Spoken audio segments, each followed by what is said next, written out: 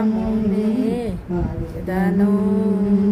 రక్షణ పాత్రను అందించి సమృద్ధిగా ఇచ్చిన తండ్రి, రక్షణ పాత్రను అందించి సమృద్ధిగా ఇచ్చిన తండ్రి, యుగుల రాజా నీకు మహిమా, యుగుల రాజా నీకు మహిమా, స్తుతులతోను గణపరచెదము, స్తుతులతోను గణపరచెదము.